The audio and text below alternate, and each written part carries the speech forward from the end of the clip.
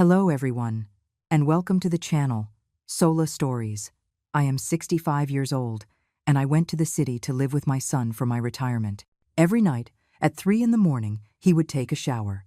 One time, my curiosity got the better of me, and I peeked. The scene in the bathroom terrified me so much that I moved into a retirement community the very next day.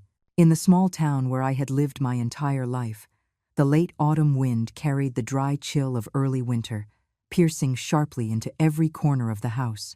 My name is Eleanor, and at 65 years old, I had just officially said goodbye to the chalk dust of the high school lecture hall where I had taught for decades. This old craftsman-style house had witnessed almost my entire life, from an enthusiastic young teacher to a widow, and now to this old woman whose hair was streaked with the frost of time. On the mantelpiece, a photograph of my late husband still stood, solemn and imposing. Thinking of him stirred a complex feeling in my heart, a mixture of sorrow and a sense of a heavy burden lifted. People often say to speak no ill of the dead, but the invisible scars left on my soul by his beatings and harsh rebukes could never fade. He was a tyrannical, violent man who always treated our son and me as his private property. The day he found out he had terminal cancer was the same day our son, Julian, received his acceptance letter to a great state university. I suppressed all my grievances and resentment to care for him until he closed his eyes for the last time, not out of love, but out of duty, and to allow Julian to focus on his studies. The day my husband died, I didn't shed a single tear. I only felt the weight on my shoulders suddenly lighten. From that day on, my son and I had only each other. I poured all my love and energy into raising him, taking on odd jobs in addition to teaching to support his education. From a young age, Julian was bright and decisive, but also had a quick temper, perhaps a trait inherited from his father. Whenever I saw him frown and shout, an invisible fear would creep into my heart.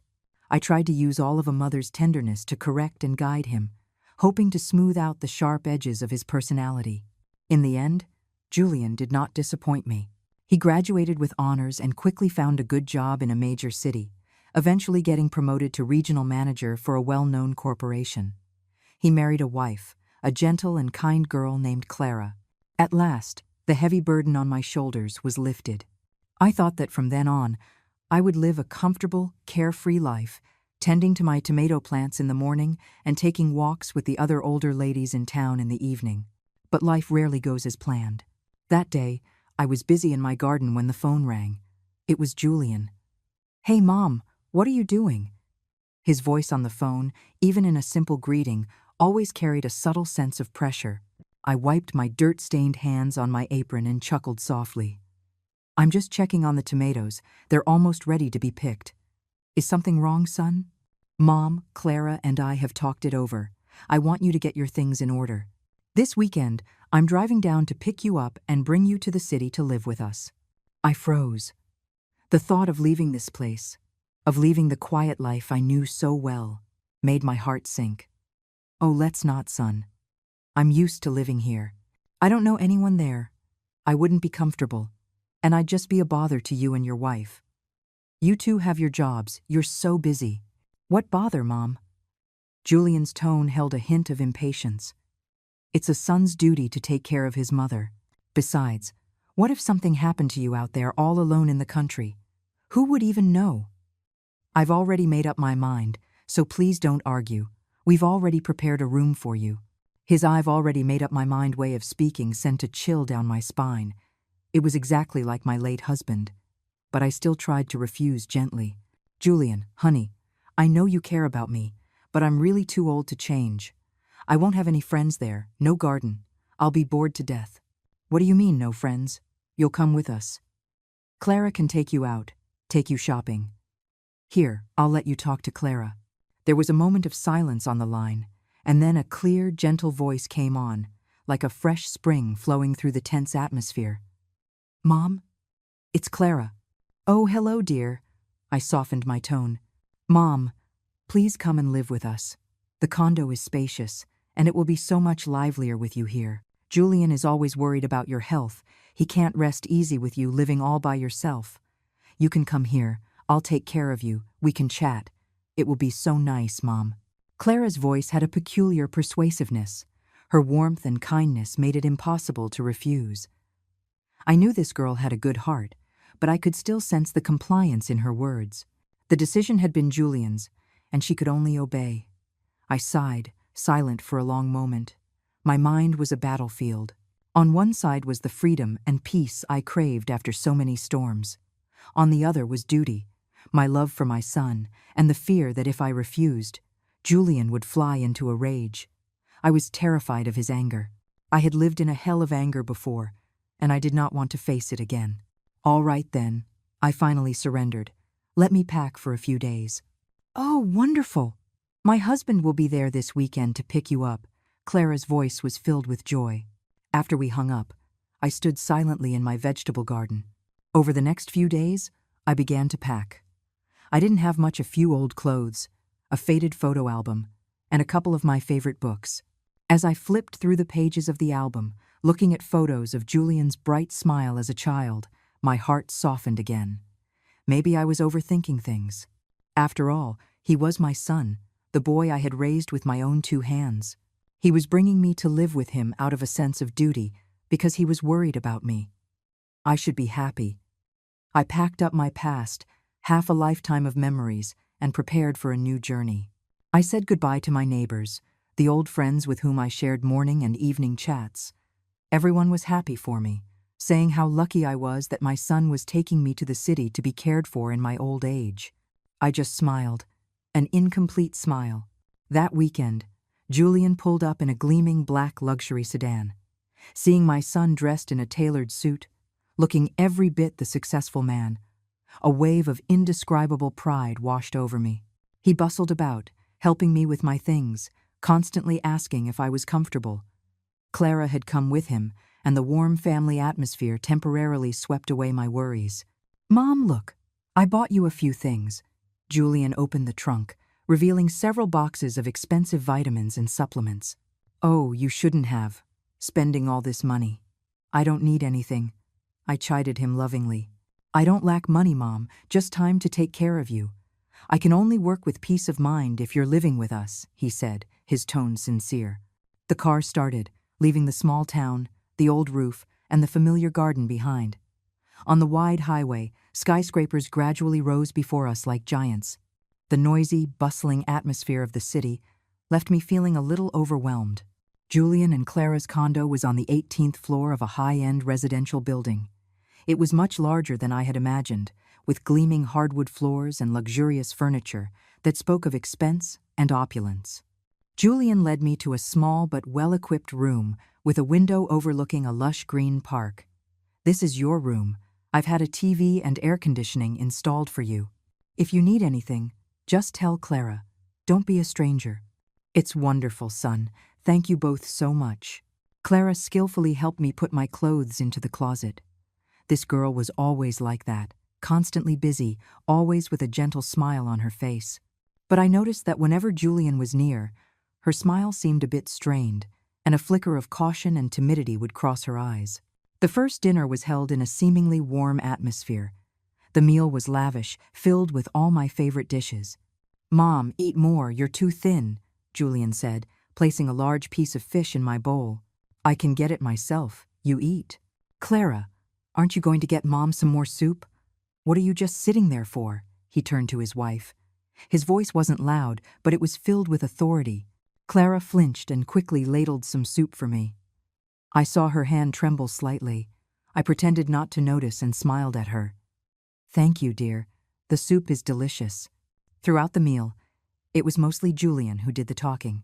He talked about work, about big projects, about the pressures of competition. He spoke of his achievements without any modesty, full of self-satisfaction. Clara and I just sat and listened, nodding occasionally. I suddenly realized my son was no longer the little boy who needed my protection. He had become a man of the world, a man with power, and he had brought that power home with him. That night, lying in the unfamiliar, soft bed, I tossed and turned, unable to sleep. The sounds of the city drifted in through the window, the distant blare of car horns, the faint murmur of people talking. Everything was new, and everything made me uneasy.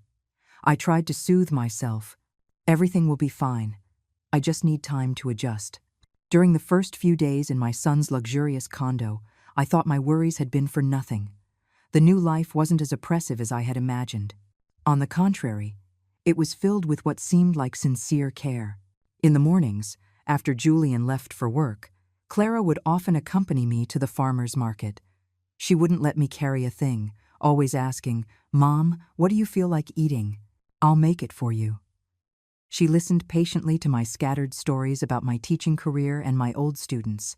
Occasionally, she would take me to a large shopping mall and buy me a few new outfits, despite my repeated refusals. "Mom, that looks so elegant on you," she would praise, her smile gentle, her eyes clear. "Julian would be so happy to see you in it." Julian also played the part of a devoted son. Every evening when he returned from work, no matter how tired he was, he would first stop by my room to greet me. "Mom, how are you feeling today? Do you need me to buy you more supplements?" He bought me an electronic blood pressure monitor, instructing me carefully. "Mom, you need to measure it twice a day, once in the morning and once at night. Have Clara write it down in this notebook so I can check it." But this piece, it turned out, was just a thin veneer. It happened on a night at the end of the month, about 2 weeks after I had moved in. By then, the city had fallen asleep, with only the dim glow of streetlights filtering through the window frame. I was a light sleeper anyway, often tossing and turning until the middle of the night.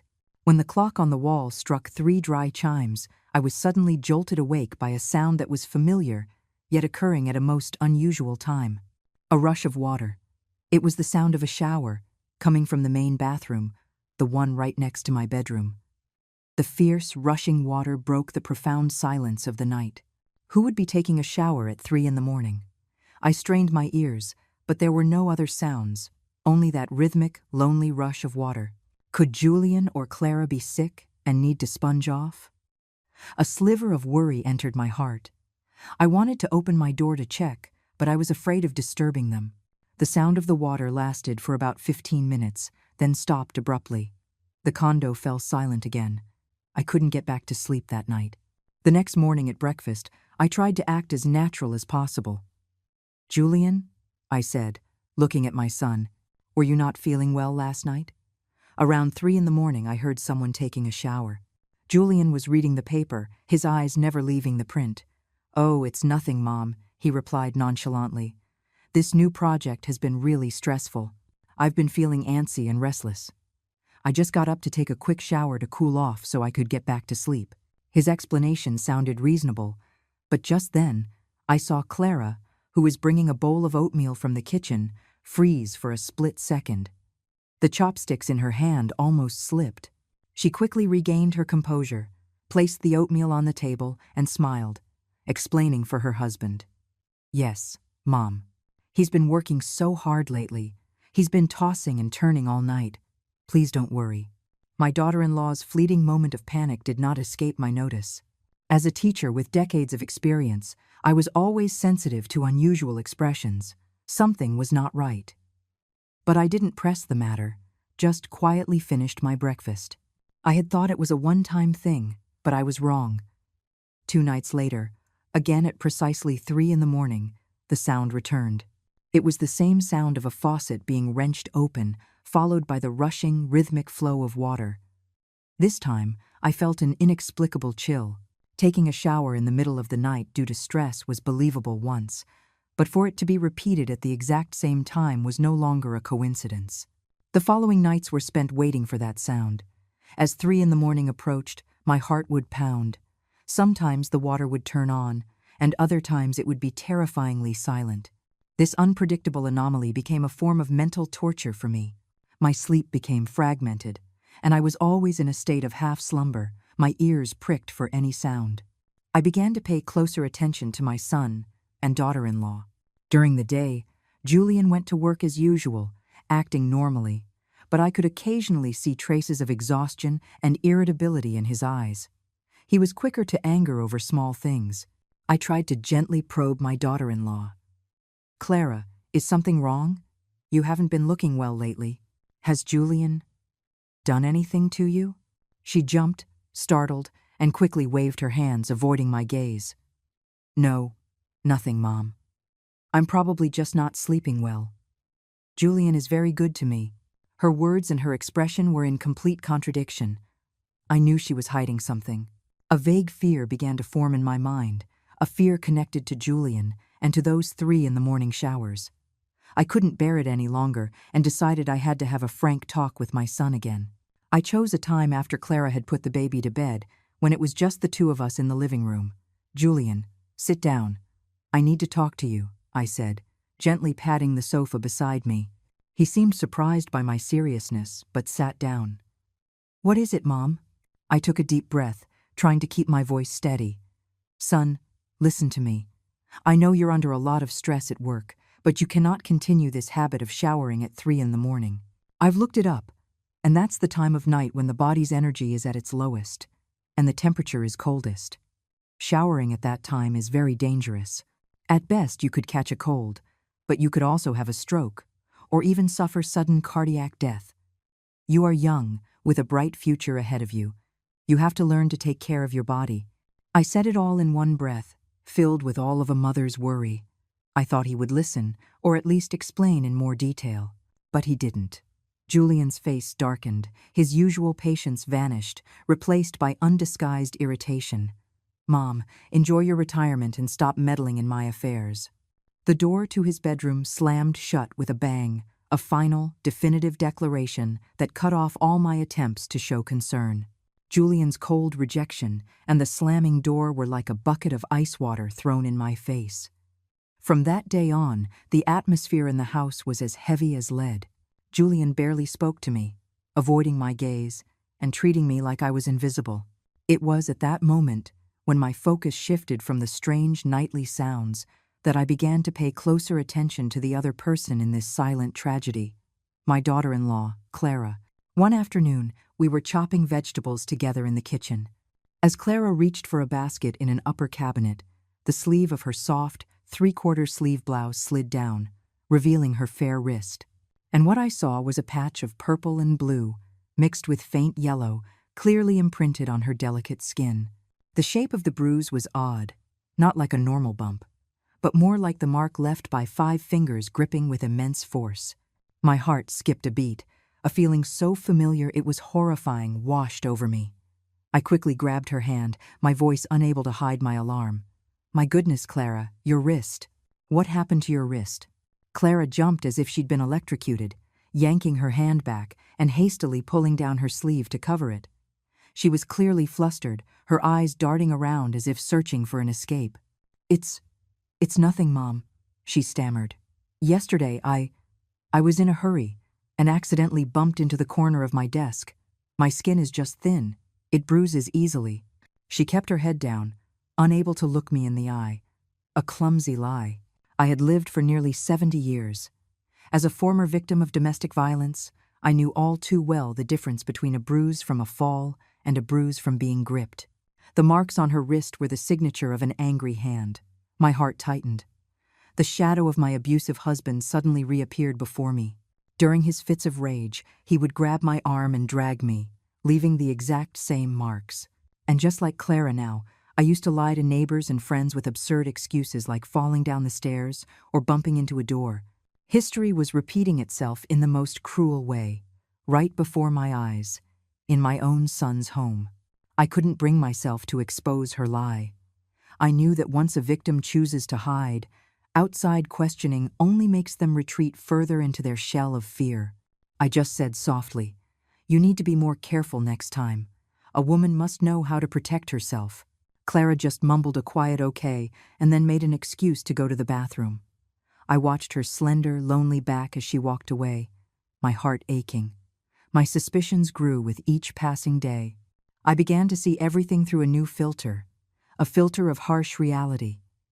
A few days later, I saw another sign. When she woke up in the morning, she kept her head down, avoiding conversation.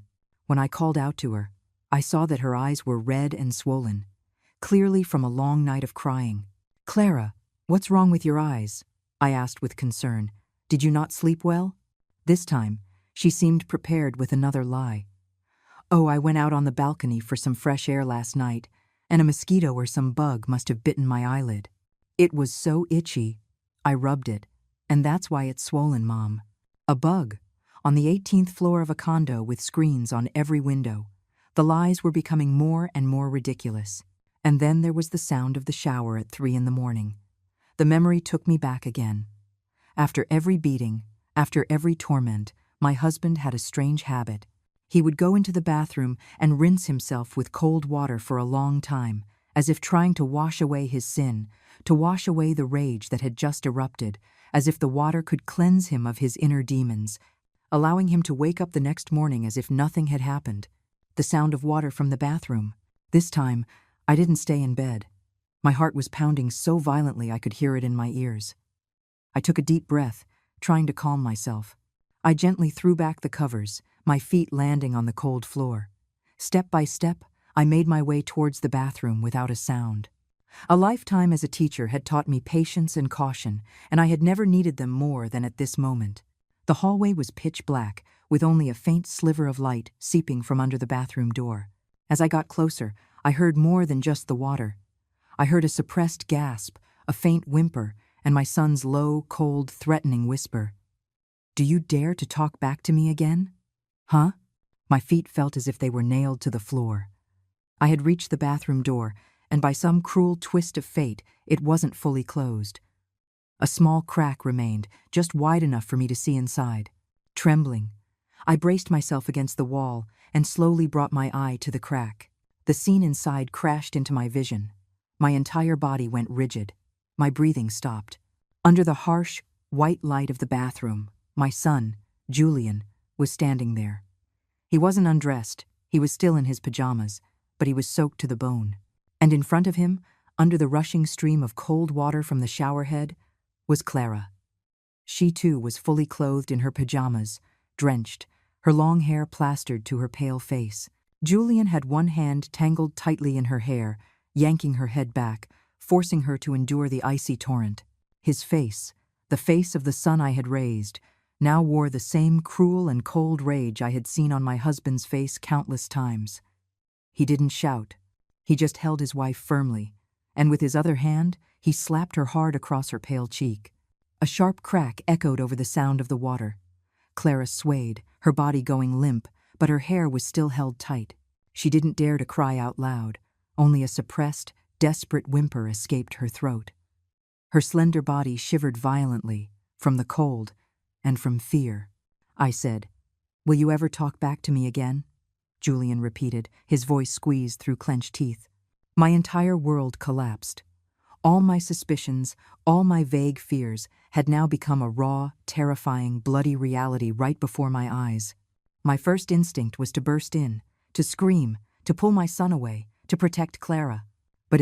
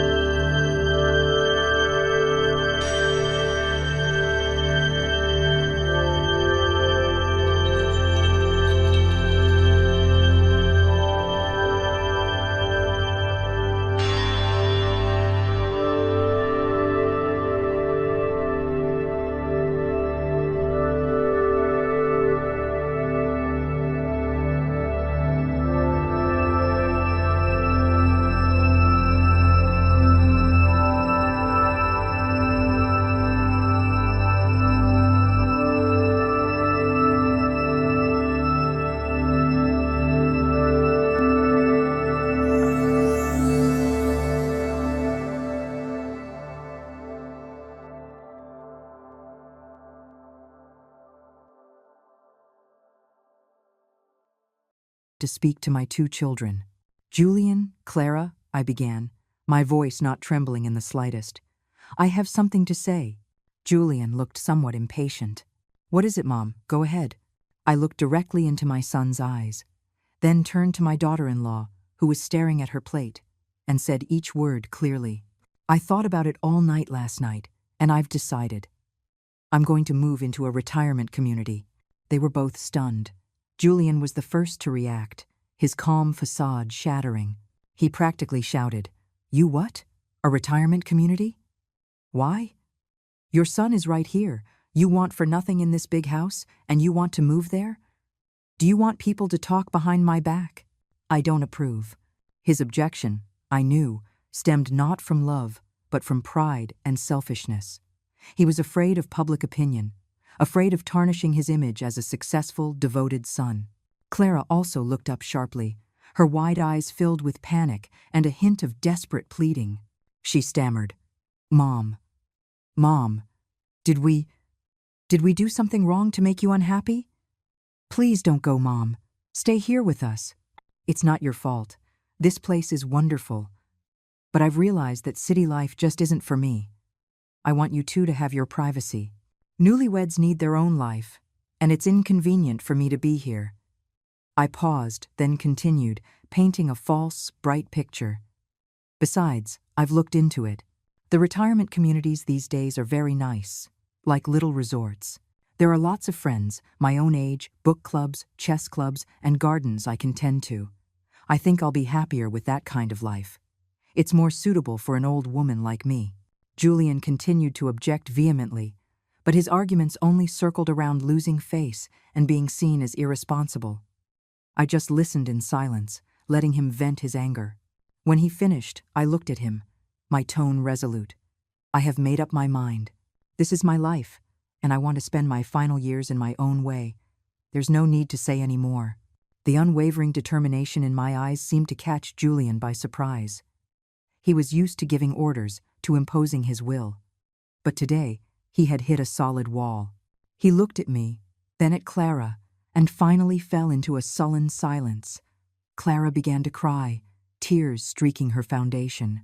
Mom, I reached out and gently took her cold hand. Hush now, child. Don't cry. You can come visit me on the weekends. That will be enough for me. That morning, I packed my own bags. It was just a few clothes and books, the same as when I arrived. Julian had already called and arranged for a room at a high-end retirement community on the outskirts of the city, perhaps to assuage his own guilt and to save face. As I walked to the door with my suitcase, I took one last look at the condo, a place of luxury and beauty, yet so cold and full of pain. I looked at my son, the child in whom I had placed all my hopes, now just a shell with a corrupted soul, which filled me with a deep, unknowable sadness. I looked at my daughter-in-law, frail and pale, hiding by the door, her eyes filled with despair. Life in the retirement community was so peaceful it felt almost unreal. There were no harsh words, no slamming doors, and most importantly, no sound of a rushing shower at 3 a.m. Every day passed in a predictable rhythm. Morning exercises, breakfast with new friends, reading in the library, and afternoon walks in the sun-drenched garden. I had found the physical safety I sought, but my soul was not at peace. Every time I closed my eyes at night, the image of Clara's drenched hair, her pale face, and her desperate eyes would flash in my mind, tormenting me. The sharp sound of my son's hand hitting his wife's face still echoed in my ears. The peace I had found here was bought with my daughter-in-law's suffering, which turned this place into a prison of guilt. I had saved myself, but I had abandoned another soul who was slowly sinking into hell. One afternoon, as I was sitting quietly on a stone bench in the garden, a familiar voice called out, "Excuse me, are you Eleanor, the English teacher?" I looked up and immediately recognized Margaret, a former colleague of mine who had retired a few years before me. She hadn't changed much, still with the same warm smile and bright eyes.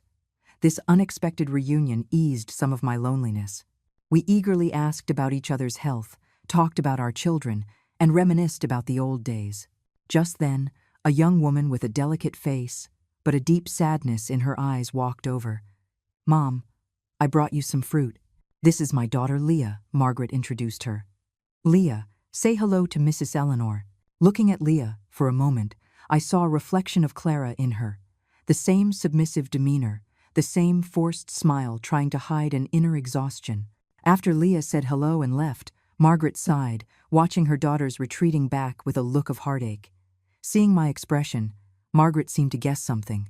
Eleanor, you look like you have a lot on your mind. Even here, you can't find peace, can you? Her words were like a key, unlocking the emotional floodgates I had kept tightly shut. Guilt, fear, and a sense of sin all came pouring out. I told her everything, holding nothing back. I told her about my successful but brutal son, my pitiful daughter-in-law, the horrifying scene behind the bathroom door, and my own cowardice. Margaret just listened quietly. When I finished, there was no blame in her eyes, only compassion as she took my hand and patted it gently. "You've been through too much," she said, her voice full of sympathy. "Hearing your story reminds me of what happened with my Leah."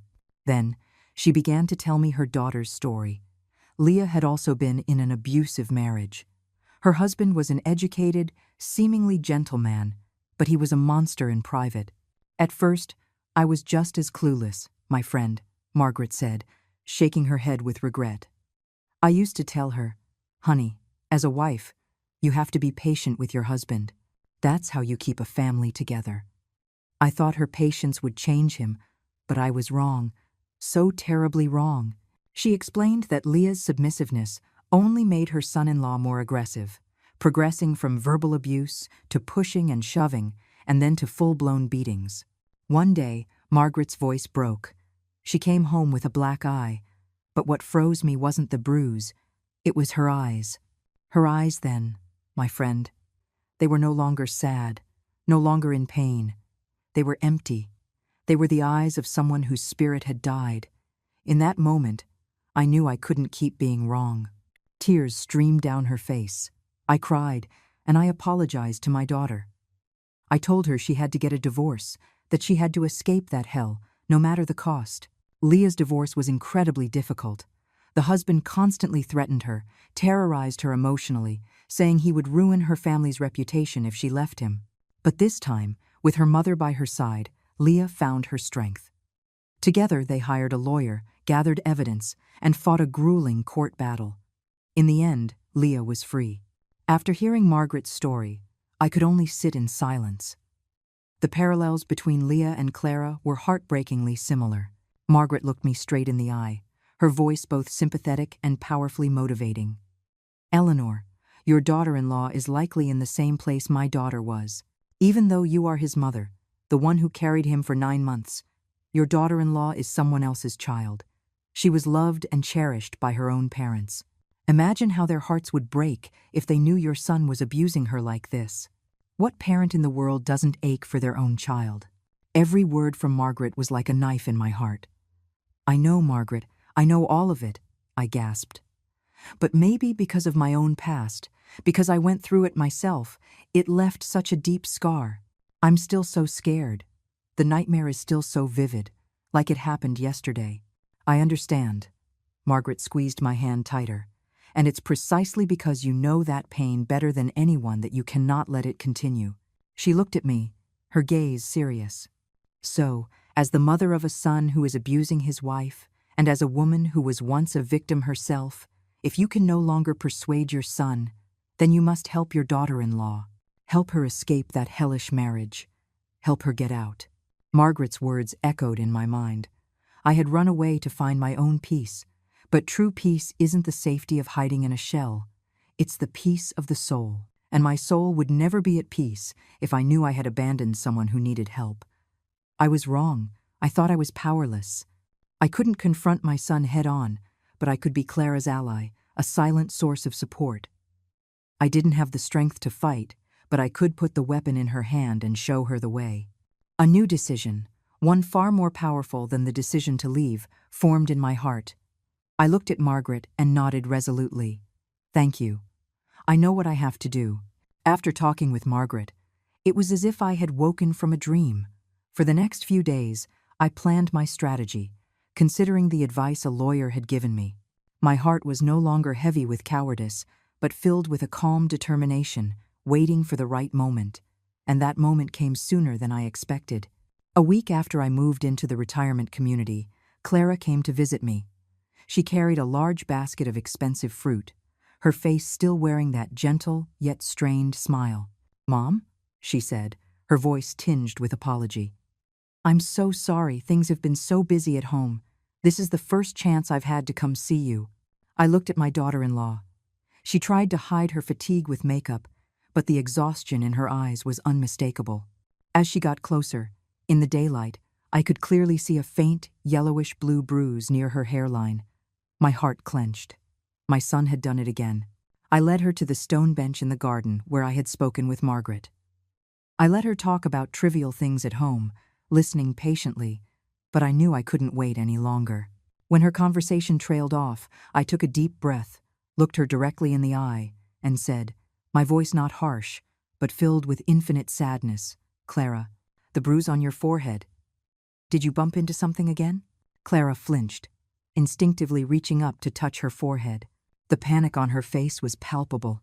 No, I didn't let her invent another lie. I took her cold, thin hands in mine. "Don't lie to me anymore, Clara. I know everything." Clara's eyes widened in shock and disbelief. "Mom, what are you saying? What do you know?" "The night I decided to leave," I said slowly, each word a hammer blow. "I saw. In the bathroom. I saw everything." Clara's face went white as a sheet. She began to tremble, but then, like a deep-seated conditioned reflex, she rushed to deny it. "No, that's not it, Mom. You must have seen wrong. You must have. Julian, he just has a short temper. He gets like that when he's stressed from work. But he loves me and the baby. Don't think so badly of him. He's miserable too, Mom." She cried as she spoke, her words defending her abuser sounding so pitiful. Looking at her, I saw myself 30 years ago. I didn't interrupt, just let her finish. When her faint defense trailed off, I pulled her close and wrapped my arms around her thin shoulders.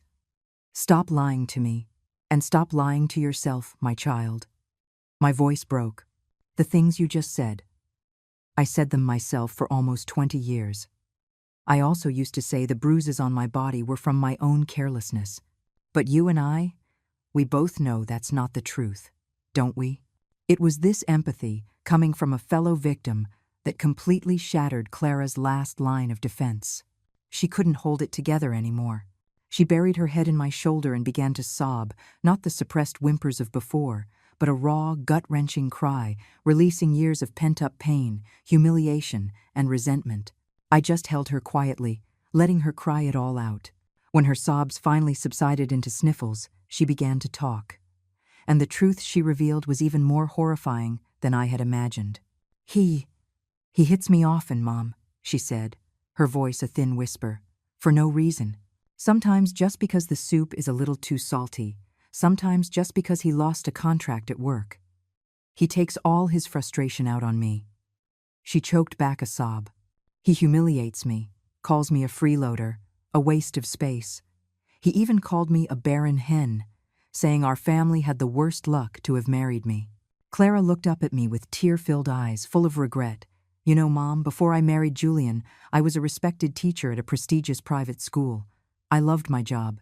But back then, he said something to me, and I believed him." "What did he say?" "He said, 'Quit your job. I'll take care of you. Why should a woman work so hard? Just stay home and be a good wife and mother.' I believed his promise. I gave up my career, my dreams, and dedicated myself to this family. But I never imagined that 'I'll take care of you' was actually a life sentence, turning me into a dependent with no voice, someone he could trample on at will." She had tried many times to go back to work, to regain her independence. But every time she brought it up, Julian would fly into a rage, hit her, lock her in the house, and smash her phone. She was completely isolated. Then why? Why didn't you divorce him? I asked the question to which I already knew the answer. Clara shook her head in despair. "I've thought about it so many times, Mom. But he won't allow it. He threatened me. He said if I dared to bring it up, he would make life hell for me and my family. He said that since I haven't worked in years and have no income, I have nothing. If we divorced, I would leave with nothing, and the court would never side with me. He said I would live a miserable life and would never get back on my feet. Hearing this, I squeezed her hand tightly. My son's cruelty and cunning had far surpassed his father's. He was not only a physical abuser, but a psychological one, using every means to bind, control, and gradually destroy his wife's life. I waited for Clara to finish crying and helped her dry her tears. I looked her straight in the eye, my voice no longer that of a mother-in-law, but an ally. Don't be afraid, child. I am here. I will not leave you alone in that hell. You are not alone, I continued, my tone incredibly firm, and you will not leave with nothing. Clara looked at me, her eyes still clouded with doubt and fear. It was then that I revealed my plan. I've already spoken to a lawyer. These few words were like a shot of adrenaline, causing a flicker of light to appear in Clara's empty eyes. For the first time in a long time, I saw a glimmer of hope. We will fight this together, I said, quietly and smartly. My son turned you into a victim. Now, we will use that to build the case against him. Seeing my daughter-in-law break down in my arms, her thin body trembling with suppressed sobs, I truly understood my own weakness. I had thought of myself as a victim, with the right to run away and seek peace. But I was wrong. When I witnessed the same tragedy destroying another life, my silence was complicity. My departure was not liberation, but a cruel abandonment. I am so sorry, Clara, I whispered, my voice hoarse with emotion. I should have noticed sooner. I should have been stronger. Not just for myself, but for you. Clara shook her head but said nothing, just clung to my sleeve like a child who had found her only lifeline. I knew apologies were meaningless now. What this child needed was not sympathy, but a way out, a concrete plan. I waited for her to calm down, and then, word by word, with a resolve I had never felt before, I said, "Child, listen to me. This battle won't be easy, but you are not alone. From this moment on, I will be on your side, and I will see you through to the end. We are going to make him pay for everything he's done." It was the first time I had referred to my son so coldly as him. In my heart, Julian was no longer my beloved son, but a criminal who needed to be brought to justice. "But I'm so scared, Mom," Clara whispered. "He'll never let me go." "That's because before, you were alone," I said with certainty. "Now you have me, and more importantly, we have the law." I went to see Mr. Liu. At the mention of Mr. Liu's name, Clara's eyes widened in surprise. Mr. Liu is an old classmate of mine, a very righteous man, and the best divorce attorney in this city. He gave me a plan. Now, we are going to go over it together. You must remain completely calm and do exactly as I say, do you understand? And so, in a quiet corner of the retirement community's garden, two women, one old and one young, both victims of domestic violence, plotted their counterattack. According to Mr. Liu, the most important thing right now is to gather evidence, I explained. Your words in court can be denied, but evidence cannot. Do you understand? Evidence. First, from now on, whenever he verbally abuses or threatens you, find a way to secretly record it on your phone. Just keep your phone in your pocket with the recording app already running. Second, every time he lays a hand on you, even if it's just a slap or a small bruise, you must immediately go to the bathroom, lock the door, and take a picture of the injury. Send those pictures to a secret email address that only you and I know. Third, start keeping a diary. Document every single abusive word and action, every single day. And finally, and this is very important, you must try to find and photograph all documents related to his finances and income employment contracts, bank statements, property deeds, anything you can find. This is to counter his threat of leaving you with nothing. Clara's face turned pale. What if he finds out? I know this is dangerous, Mom said, but freedom is never free. You have to be brave, just this one time. My words seemed to strike a chord deep inside her. She nodded, her expression shifting from fear to determination. There's one last step, I said. After we have enough evidence, you must be the one to formally ask for a divorce. Clara trembled. He'll kill me. He'll go insane. I know. But that is when he is most likely to reveal his true, monstrous nature. You don't have to confront him. You just have to say the words, and then do whatever it takes to get out of that house immediately.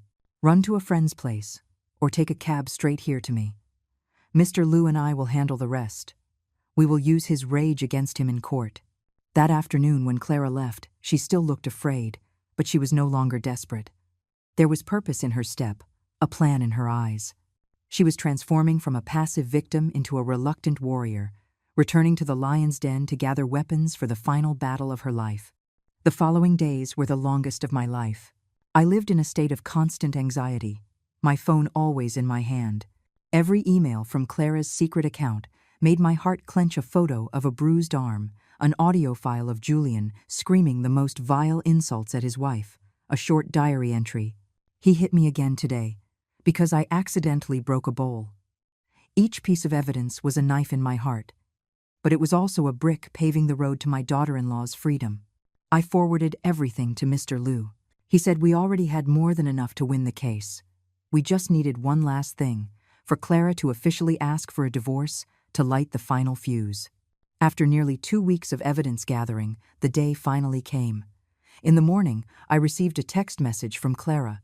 "Mom, I'm going to tell him tonight." That day, I couldn't sit still. I prayed for her safety.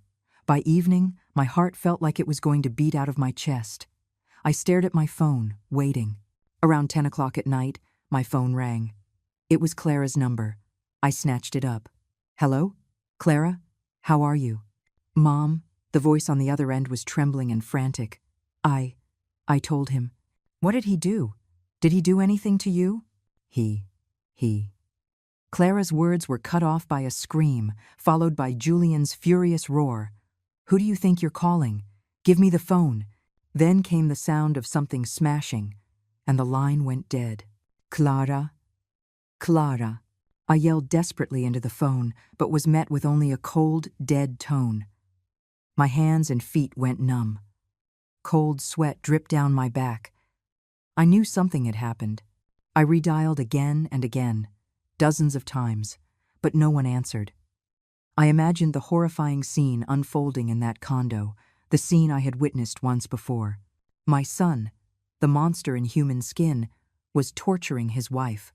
About half an hour later, my phone rang again. This time, it was from Julian's number. I answered with a trembling hand. "Hello? Mom?" The voice on the other end was ice cold, filled with rage and menace. "What have you been telling her? Who gave you the right to incite my wife to cause trouble? Are you trying to tear my family apart? Julian, what are you doing? You can't hurt Clara." He let out a cold laugh. "Hurt her? I'm just teaching my wife a lesson. I've given her a lesson she'll never forget. Let's see if she ever dares to mention divorce again." Then his voice turned cruel. "And you listen to me. From this day on, I won't let her take a single step out of this house, and she will never see you again. You just stay put in that retirement home." With that, he hung up. I was stunned. The plan had failed at the most critical step. Not only had Clara not escaped, but she had been brutally beaten and was now being held captive. All contact was cut off. She was in mortal danger. I was truly panicked. I immediately dialed Mr. Liu's number. Mr. Liu, something's happened." My voice was shaking. "My son," he found out. "He hit the girl, and he's locked her in the room. We have to do something. We have to get her out, now." The fight for Clara's freedom had entered its most difficult and dangerous phase. This was no longer a legal battle on paper, but a real-life rescue mission. After that terrifying phone call with Julian, Mr. Liu and I took immediate action. We reported him to the police for domestic violence and unlawful imprisonment. With official intervention, my son was forced to open the door, and they rescued a terrified Clara, her body covered in fresh bruises. She was taken to the hospital to have her injuries documented, and Mr. Liu arranged for her to stay in a safe, temporary location. The plan was exposed. The war had moved from the shadows into the open. I knew it was only a matter of time before Julian came looking for me. Sure enough, 2 days later, he appeared at the retirement community. He had lost his usual calm and composed demeanor. Though still dressed in an expensive suit, his face was haggard, and his eyes were bloodshot from rage and lack of sleep. He looked like a cornered animal. He stormed up to me as I was reading in the garden, not even bothering with a greeting, his voice dripping with accusation. "Mom, what are you doing? You're this old, and you still want to stir up trouble? My family's happiness, my happiness, how could you bear to destroy it with your own hands?" I calmly closed my book and set it aside. The fear inside me was gone, replaced by a cold disappointment. Happiness? I looked him straight in the eye. You call the hell you created for Clara happiness? You call your fists and your insults happiness? Don't you dare use that word. You don't deserve it. That's my private family business, he roared, causing a few people nearby to turn and stare. I was teaching my wife a lesson. You have to keep a woman in her place, or she'll get out of control and walk all over you. You're a woman.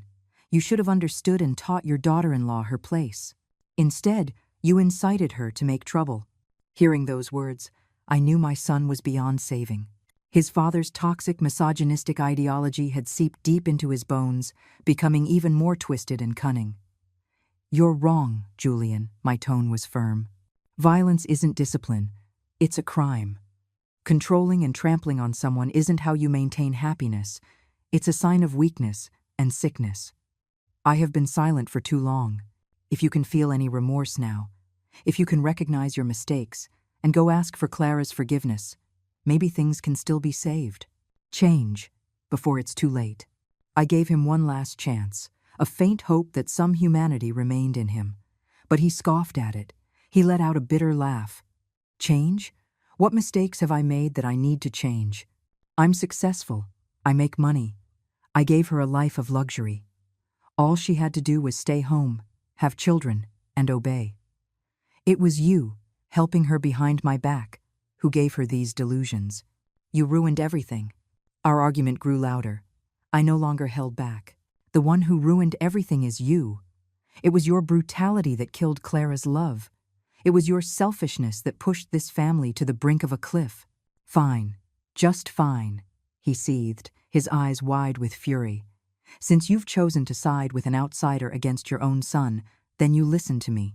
He pointed a finger at my face, his voice sharp as a knife. If you continue to help her, if you agree to this divorce, then from this day forward, the bond between us as mother and son is severed. From now on, I will consider myself as not having a mother. My heart ached as if it were being squeezed in a vice, but I didn't back down. I had already lost my son the night I saw him torturing his wife. The person standing before me now was just a stranger wearing my son's face. Fine, I said, my voice terrifyingly calm. If that is what you wish, and don't think a divorce will be that easy, he spat. I will never agree to it. I'll hire the best lawyers. I'll prove to the court that she's mentally ill, incompetent. She won't get a single penny, and she can forget about ever getting custody of any child. With that, he turned and stormed off, leaving me alone in the curious and sympathetic gazes of the people around me. I knew the real war had just begun. The legal battle unfolded exactly as Julian had threatened. He spared no expense, hiring a team of shrewd, aggressive lawyers who specialized in twisting the truth. Every piece of evidence we presented, they countered. The audio recordings, they claimed, were edited or were just normal arguments between a married couple. The photos of the bruises, they argued, could have been self-inflicted by Clara to frame her husband. The medical report documenting her injuries, they said, was the result of a fall. They even submitted a falsified medical record signed by some unscrupulous doctor, attesting that Clara suffered from a psychological disorder with a history of self-harm and persecutory delusions, causing her to fantasize about being abused. Everything slowly ground to a stalemate. Clara, after the trauma of being held captive and her husband's shameless tactics in court, was on the verge of a breakdown. She began to doubt herself, terrified she would actually lose the case, and just as her husband had threatened, lose her child and be left with nothing. The flame of hope we had just kindled was slowly being extinguished. I was frantic with worry, but could only comfort her and trust in Mr. Liu. Just as the case was about to be dismissed for lack of evidence, a miracle happened. One afternoon, as I was sitting lost in thought in my room, the phone suddenly rang. It was Clara, but her voice was no longer weary or desperate. It was clear, urgent, and punctuated with joyful sobs. "Mom! Mom! I have good news! Mom! We have hope!" "What is it, child? Tell me slowly." "The neighbors, Mom. It was the neighbors," she cried and laughed at the same time. "The residents in the building across from ours, they just installed a new high-resolution security system. They got it for security. But they never expected one of the cameras would be pointed directly at the hallway on our 18th floor. My heart began to pound. What are you saying? The night he locked me in, Clara's voice trembled with excitement. He dragged me out into the hallway and hit me and screamed at me. That scene, the camera recorded the entire thing. Crystal clear. The neighbor just reviewed the footage today and recognized us. I've already called Mr. Priest. Liu. Mom, I was speechless. A current of electricity ran through my entire body. It was divine providence, a piece of undeniable, unforgeable evidence that took place in a public space. Mr. Liu acted immediately. That video was like an atomic bomb dropped on the courtroom. In the footage, Julian's true nature was laid bare for all to see. His grabbing of her hair, the slaps, and the vicious threats he hurled at a defenseless woman. Faced with this irrefutable proof, Julian's legal team could no longer deny the abuse. The civil case was now at risk of becoming a criminal one. To keep their client out of jail, they had no choice but to advise Julian to accept a settlement and agree to all of our terms. Finally, the court's judgment came down. Clara's hellish marriage was officially over. Not only did she receive half of their shared assets, but based on the proven physical and psychological damages, she was also awarded a very significant sum in compensation. The day she received the divorce decree, Clara cried, but they were tears of liberation. Clara's life had turned a new page. With the assets and compensation she received, she bought a small, elegant condo in another part of the city and personally decorated it to be a real home. It was no longer a cold, gilded cage, but a space filled with sunlight and hope. On the first day she moved into her new home, the first person she came to pick up was me. Seeing my daughter-in-law's radiant smile, her clear eyes free of fear, I felt that all my efforts and worries had been worth it. "Mom, thank you," she said, hugging me tightly. "If it weren't for you, I might never have escaped." "Don't say that," I said, stroking her hair. "It's because you were brave enough.